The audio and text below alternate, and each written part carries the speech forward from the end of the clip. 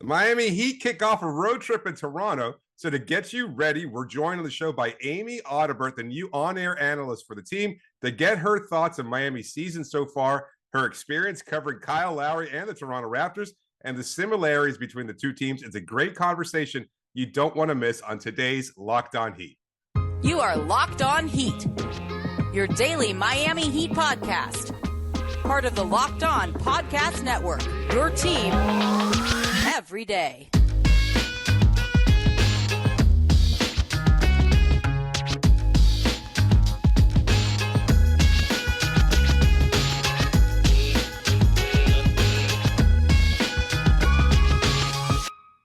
We are thrilled to be joined by Amy Audibert, the Miami Heat's new on-air analyst. And Amy, you've been on the job for a couple of weeks now. Have you gotten settled into Miami yet? And first of all, thank you for joining us. Oh, well, thanks for having me. I actually used to host a Locked On women's basketball on Mondays. That's right. Oh, yeah. You did? With my co-host Gabe, and he was a huge Miami fan, and he knew I loved Bam. So every day, every week, before we started recording, we'd always have this kind of like Miami Heat pep talk. So it's kind of funny. Am I settled? Yeah, I'm feeling good now after last night's big win, right? Those are always easy. Everything's fine as long as, the ball gets rolling there. So it's going to take me a while to actually get, my apartment furnished and all that stuff. But right now, we're in season. So that's the most important thing. Hard to get settled in when you're you're a wild time, I'm sure. Yeah. Well, before this, just for some background for our listeners, you were an analyst for the Toronto Raptors, but this is still a bit of a homecoming for you in a way because you played basketball at the University of Miami. You come with quite a bit of experience, but before we get to your basketball thoughts and look ahead to Wednesday night's game in Toronto, I read that you had been a bartender for a while after you had gotten done playing. How did you end up bartending? I'm from Niagara Falls. So when I was a student here and I did my master's and I stayed for an extended visa and that wore out and I had to go home. And because I had a lot of really good friends down here that I didn't want to overstay my welcome, should we say. I wanted to make sure I could come back and visit everyone and do that the right way. And thank goodness, because, I'm back now.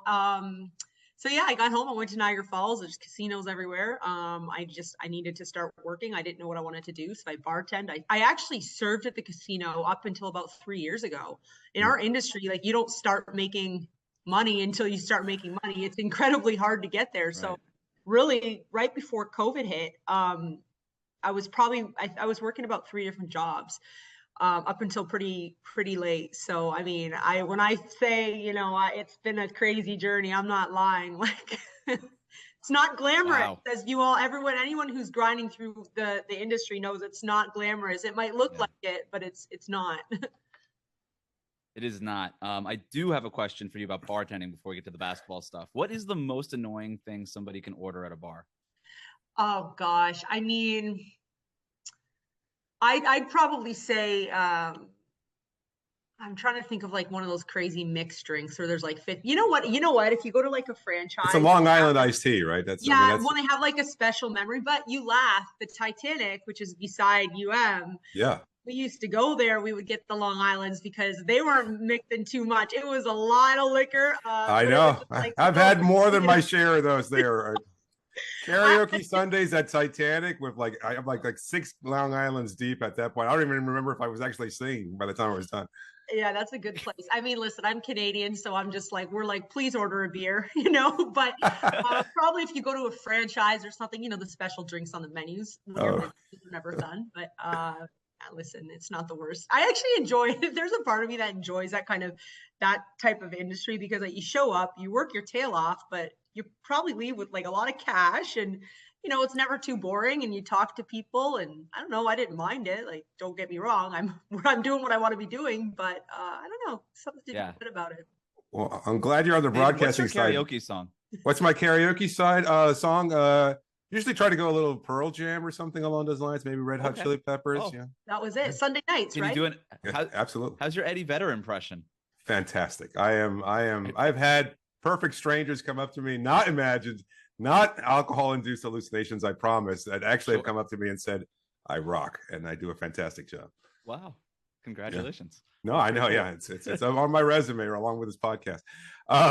It was a good time. The show, yeah, that bar was a lot more fun, and they kind of changed it after a while. It turned out like a family dinner establishment. A But lot of before things. As the Grove's different. There's no Moe's. I know Sandbar's still there. I was at Coco last week, and I was like, "Where am I?" It's just different. That's all. I haven't had time to fully explore it yet, but I definitely seem like you were there on college Wednesdays, like when the night when Thursdays. The Grove was Thursdays. That was it, and I loved the Grove on Thursdays. I get all giddy thinking about it. Good time.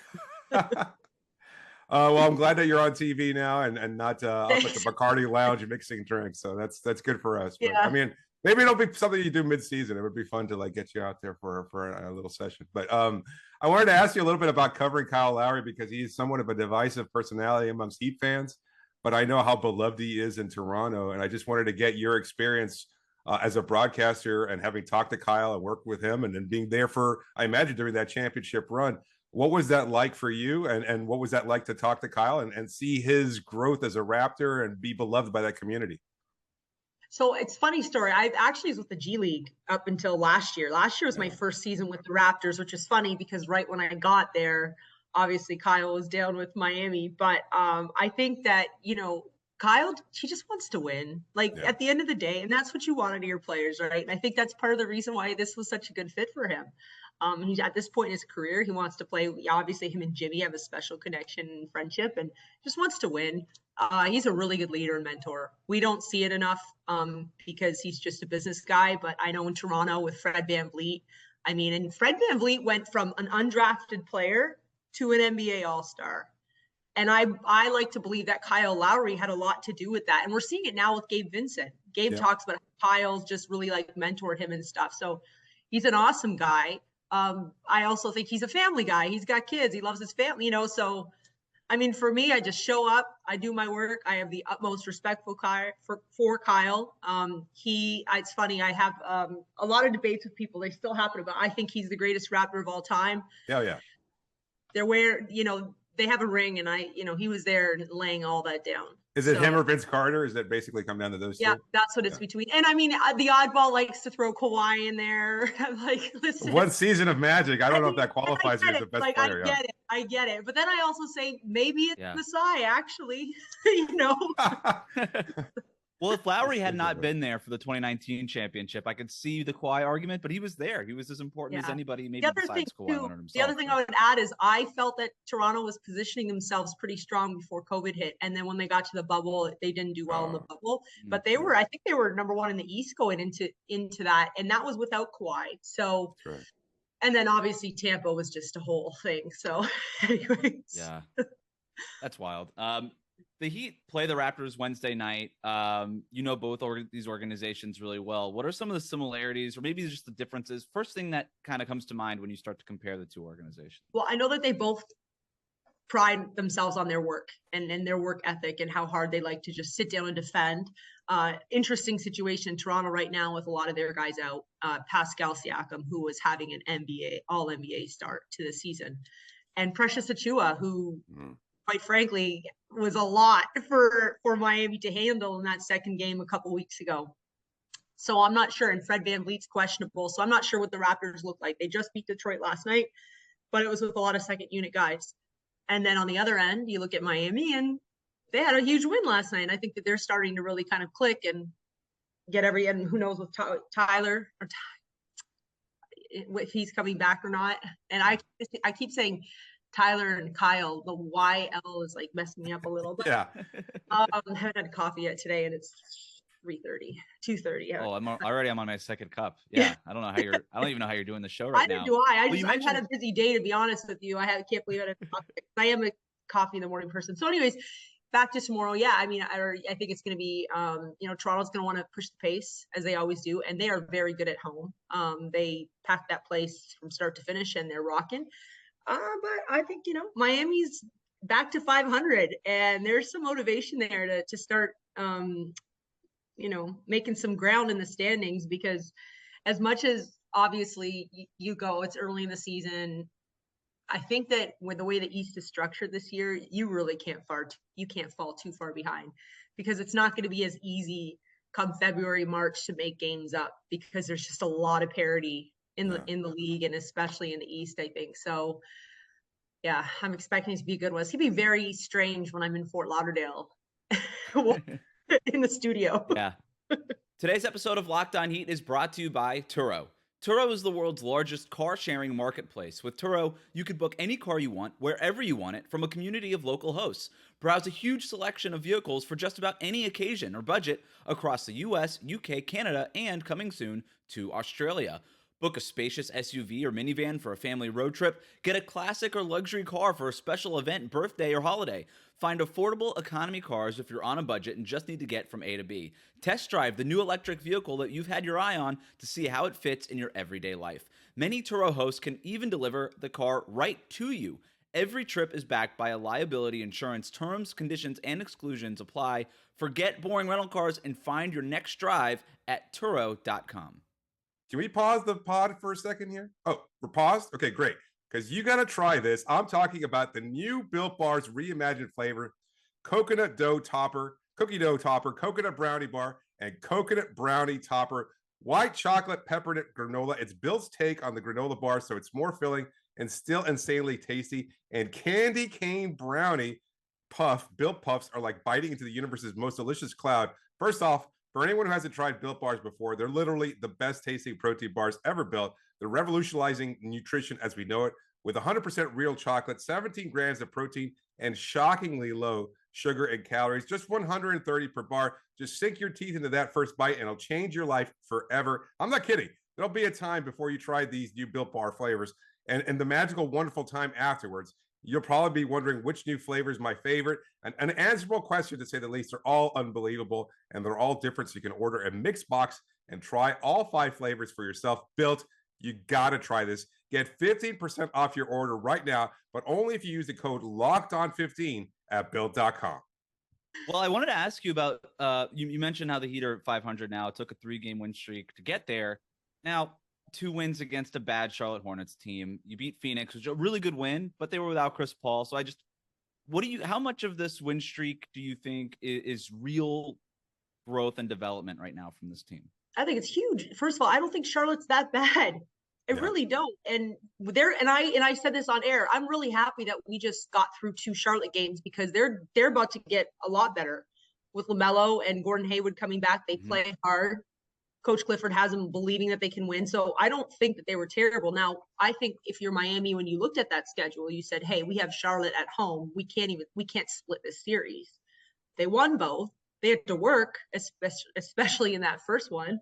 Yeah. And Phoenix, same thing. Like Phoenix, you're looking at institutional, like the way they play.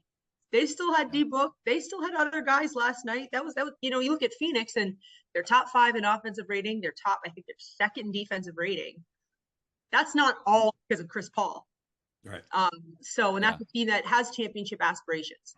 So I think that they've all been huge wins. And I think when you look at, especially Spo talks about it a lot this year about stacking good days, or, I like to think they even will say maybe stacking good possessions or quarters. You look at that 3rd quarter against Charlotte, you looked at that 4th quarter last night. And when you can start kind of just touching that consistent success, it's one thing to watch film or be in practice, but when you're out there competing and starting to put that all together, because at the end of the day, I understand that they return all the roster, but having 2 new starters and one of them who's probably going to be expected to shoot 18 to 20 shots a game in Tyler, who's in and out of the lineup now. I mean, the reality is that it's not going to be a seamless start. So I think the fact that they're competing hard, that they took care of business on their home court and they won 3 in a row is something to be really, really encouraged about right now. Well, I'm glad you brought up the Tyler point, because that's something that is a point of contention amongst fans. And even on this show, we've been talking about it quite a bit, how the offense runs differently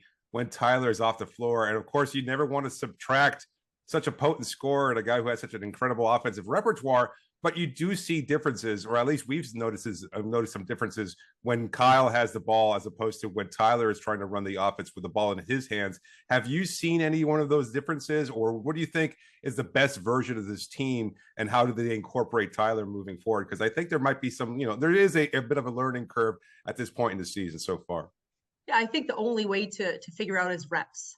And unfortunately, with with Tyler missing the last 3 games now, it's, he's not out there playing. And so the more reps they get, because obviously when the ball's moving, they look really good. The ball can still move with him out there. They got to get out there and just start getting going. And why wouldn't you? Now you, instead of like 4 consistent scores, you've got 5 out there. Like, and Max has been great too. So that's the other thing I would say, is that it's not just the starting 5, it's the cohesion off the bench too, that you really want to get. Because if whatever decisions they make, right, if Max comes now, like, he's got to now fill that role again, which he can obviously do, but there's going to be an adjustment again. Hopefully be quicker at the beginning of the season, but the only way to find out is get out there and get playing when everyone's healthy and ready to do it. Yeah, it's kind of putting you on the spot, but do you think the best version of this team includes Tyler as a starter or having him come off the bench? No, I believe it's having him as a starter. Okay. He's one of the best scorers on this team, and there's really good, capable scorers that'll come off the bench. Make no mistake, right? Like, I think that it is, but it is an adjustment when you take a volume shooter, reigning 6th man of the year, and I think that puts more pressure on it, right? He was so successful in that role. Obviously, that would be the thing to say is, well, why would you change it? Well, because he can offer a lot to that starting 5. That's a good point. Yeah. So Amy's on my side, for the record, David. Oh, you're on the other side? I'm David's on the other side. No, not exactly. It's a good time. This is a good counter argument. No. I thought going into the season that he would be the obvious starter, because we didn't know what we were getting from Victor Oladipo. We'd already run the experiment with either Duncan Robinson or Max Strus in that lineup. I didn't think there was anybody else who was going to fill that role as capably. And again, to your point, one of the best scorers on the team, if not the best scorer, like the only 3-level scorer, capable at shooting at a high level, even better than Jimmy or anybody else. So I think he is certainly Miami's best offensive weapon. But you just, throughout the first few games, maybe again, it's an adjustment process, but it just looks a little bit more smooth when the ball is in Kyle's hands. He's just such a natural floor general, and he runs the offense so incredibly well. And then you get these possessions when Tyler's out there, because that's just his nature is to, shoot first, second, and always. The kind of the shot clock slows down. You run 15, 20 seconds off, and either you put up an ill-advised shot or a contested shot, or you dump it off to somebody else and hope that they can get a score. And it just doesn't flow as smoothly. And I know it can. I know that there's a version of Tyler where he thrives in that starting line, but I just haven't seen it just yet. It's kind of funny because, last year, I was thinking about this a bunch last week. I remember when I was with the Raptors, and Fred VanVleet, again, who I believe has learned a lot from Kyle, started off that first couple weeks of the season where he was deferring a lot in a good way, like just trying to get everyone involved in touches. And I believe was it when we were at Philly he did the Sam Cassell thing? I think that was the game, or Washington. I forget. It was Washington or Philly. And he just took over. He was done. Like we won the game. They won the game last year, but it was kind of like, we just need to start winning games. And he kind of became a bit more of an aggressor. And I'm not saying that's what Kyle was or was not doing at the end of the year, but I think that there's something to be said about the leader and the point guard saying, hey, we need to try to, get the ball moving here, or figure this, or we've got to get to a place where we're all good with Tyler shooting a lot of shots, and I think that then we saw Kyle get a bit more assertive and aggressive, which is good too. So I think that there's a balance, and it's, again, like you guys all know this, the season's like it's a whole thing, it's a whole package. So I think when Herro's back and he's healthy, it's going to be, I'm excited. I mean, how can anyone who's not with the Heat not be excited about welcoming that type of player back? So yeah, no doubt. We'll see. Today's episode of Locked On Heat is brought to you by BetOnline. BetOnline.net is your #1 source for sports betting information, stats, news, and analysis. Get the latest odds and trends for every professional and amateur league out there. From football to basketball to soccer and esports, they have it all at BetOnline.net. And if you love sports podcasts, you can get those at BetOnline as well. They are always the fastest and easiest way to get your betting fix. Let's see here what we have. Wednesday night, the Toronto Raptors Miami Heat line not out yet as us recording this, but we do have a line for Mavericks Rockets. The Mavericks 10.5-point favorites at home over Houston. You might be asking, well, why does that matter? Why do I care about betting on Dallas? Why shouldn't they be 10.5-point favorites over the Rockets? Well, the Mavericks are going to be playing on the second night of a back-to-back. They're playing the Clippers on Tuesday night. They're 6.5-point favorites over the Clippers if you like to get in on that action. But I like the Mavericks to win but not to cover. I don't think they win by 10.5 over Houston. So that's where I'm going at betonline.net. Head to the website today or use your mobile device to learn more. BetOnline, where the game starts. It's something that I say a lot on the show, but not every shot is created equal, right? And I think Tyler Herro could still get a lot of the looks and get the same amount of field goal attempts up, but they just look a little bit different, a little bit more off the ball. Kyle Lowry was being used off the ball a lot early when it was basically just pick and roll offense with Tyler. And I feel like if you just sort of switch that, you just sort of flip the ratio away from like 60-40, 60% off the dribble for Tyler, maybe it's 40% off the dribble. I think that could just have a huge impact on the team. I think on Tyler Herro's numbers and his efficiency, and on Kyle Lowry so that he can be more involved and more aggressive too. I'm with you. I thought he was trying. I don't think he was not trying to begin the season. I'll put it that way. But he has kind of played his way into more of an aggressive place now. I don't know. Conditioning, I know, is a touchy subject there with Kyle Lowry, but I do think that there's something to be said about, hey, you just sort of play yourself into game shape when the season starts. I wonder if some of that is what's happening, or if maybe that even was the case back in the day in Toronto with him. Yeah, I just think I'm always going to go back to just he's trying to get everybody involved early and trying to allow things organically to happen, because we can sit here and like look at analytics and talk about 40% of this or this. Just go play basketball. What's your game plan? How can we execute it? You know, sometimes I think we overthink all that stuff, right? Just go out there and play. So who's the team to beat right now in the Eastern Conference? I mean, right now, it kills me to say this. I'm going to say Boston. Yeah.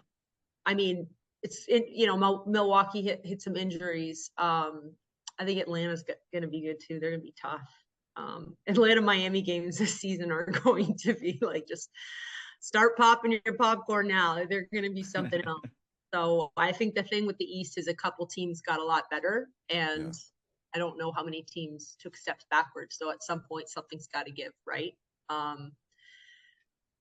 It's going to be a crazy March. I was just having this conversation with someone last night. I think by the time March rolls around, you could have 50, 52 wins and finish first in the East this year.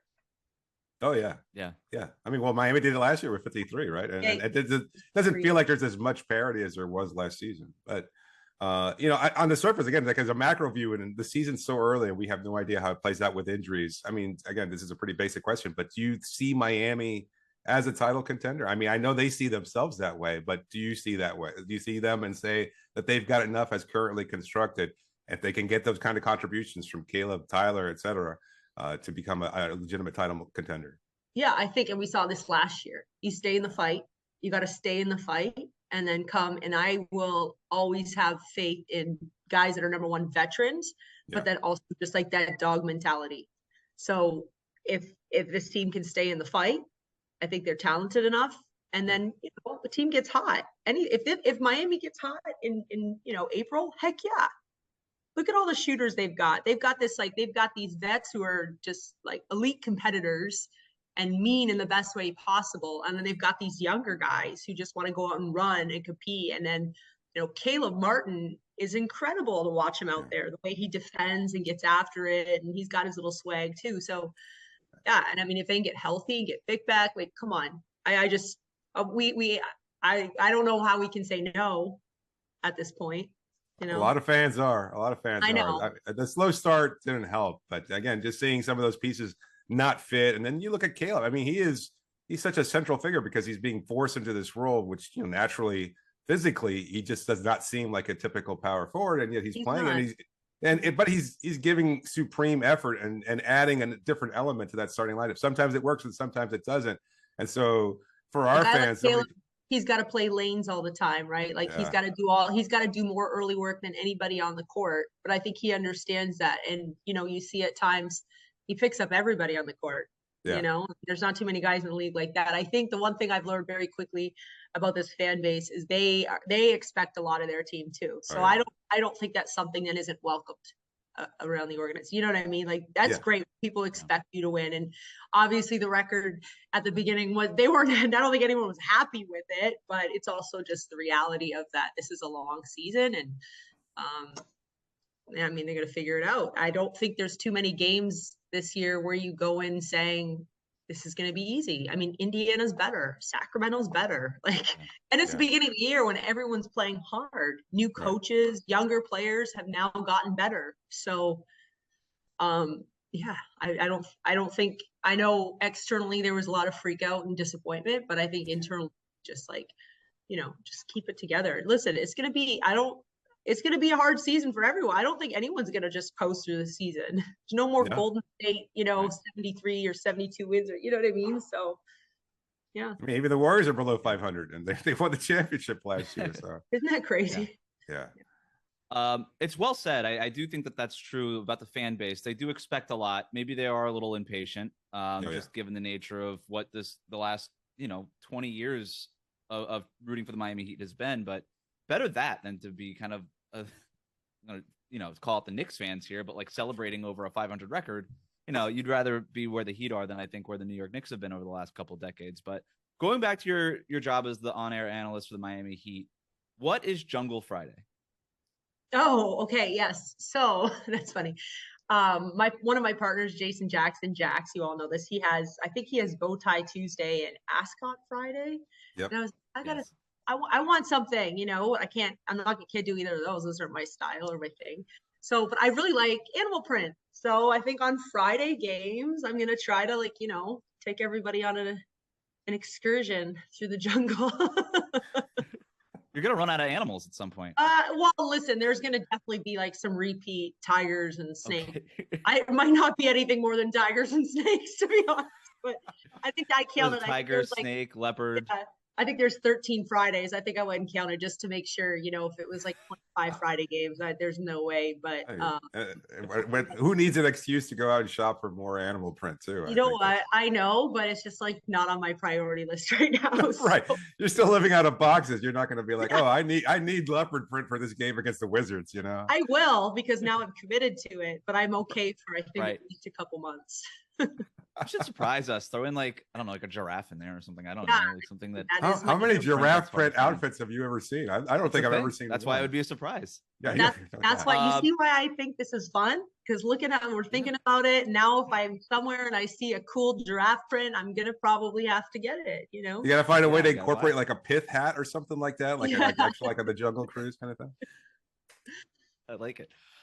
We love the national holiday calendar here on Locked On Heat. This show is going up on National Clarinet Day. Did you ever or do you currently play any instruments? That's so funny. In Canada, I don't know if this is just my school or what. We had to learn the recorder. That's pretty standard, I think.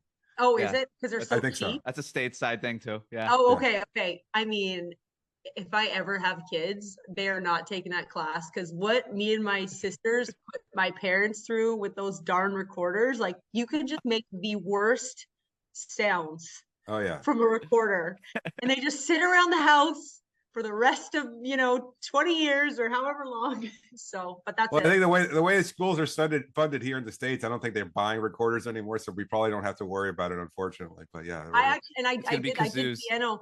I did piano lessons, but the teacher told my mom I was terrible to stop sending me.